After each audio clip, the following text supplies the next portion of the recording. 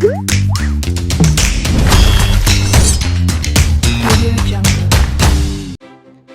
Friends, welcome to pizza kitchen. ఈరోజు మన pizza కిచెన్లో పాస్తా ఎలా ప్రిపేర్ చేయాలో మీకు చూపించబోతున్నాను.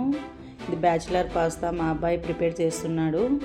దానికి కావాల్సిన పదార్థాలు 100 grams pasta, Maggi chicken stock 1 cube, కొద్దిగా cheese, mayonnaise, ketchup, red chilli powder, Maggi magic masala, pasta masala అండి 2 ప్యాకెట్స్.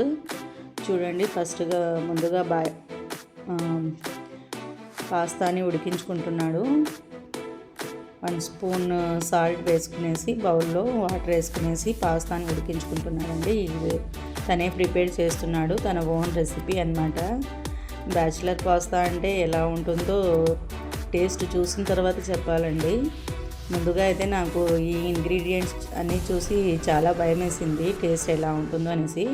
చూడండి, కొద్దిగా 1 టీ స్పూన్ అంటే 1 టీ స్పూన్ ఆయిల్ వేసాడు.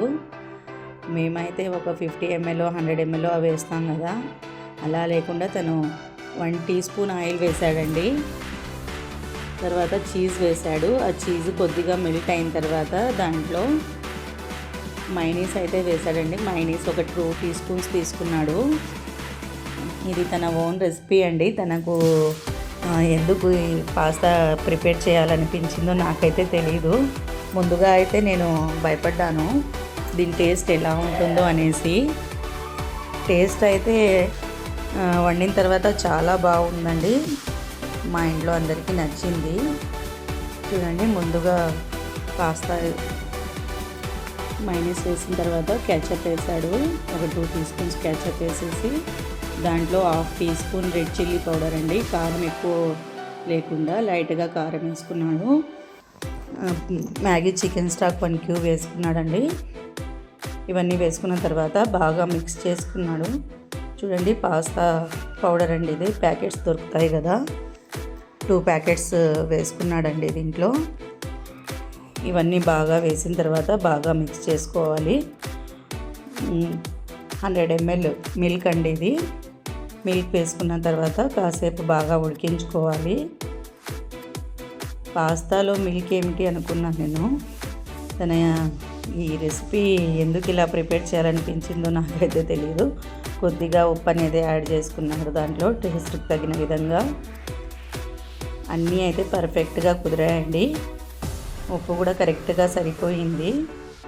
ఇప్పుడు పక్కన బౌల్లో పాస్తాని ఉడికించుకుంటున్నారు కదా, అది కూడా రెడీ అయిపోయిందనమాట, ఉడికిపోయింది.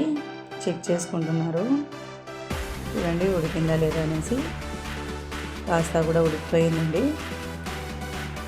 జల్లెల్లో వాటర్ అంతా రిమూవ్ చేసుకుంటున్నారు. తనకైతే తన అత్తమ్మ హెల్ప్ చేస్తుంది.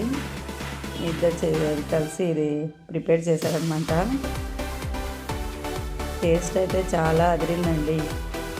వాళ్ళ డాడీ అయితే చాలా మెచ్చుకున్నారు, చాలా బాగా చేసావనేసి. బ్యాచిలర్స్ అంటే వాళ్ళ ఐడియాసే అదొచ్చు కదా, మనమైతే రొటీన్గా వేస్తాము అన్నీ. వీళ్ళైతే వెరైటీగా వేసి చేశారనమాట. దీంట్లో కొద్దిగా కొత్తిమీర కూడా యాడ్ చేసుకున్నాడు. ఇలా ఒక 2 మినిట్స్ వరకు స్టీమ్లో మూత పెట్టేసి ఉడికించుకోవాలి. ఇప్పుడు పాస్తా అయితే రెడీ అయిపోయింది. సర్వింగ్ ప్లేట్లో తీసుకుంటున్నారు. సర్వింగ్ బౌల్లో తీసుకునేసి రెడీ చేసుకుంటున్నారండి టేస్ట్ చూపించడానికి. ఇదండి పాస్తా రెసిపీ. మీకు నచ్చినట్లయితే లైక్ చేయండి, షేర్ చేయండి. ఇలాగే నా ఛానల్ని ఫాలో అవ్వండి. Okay, bye.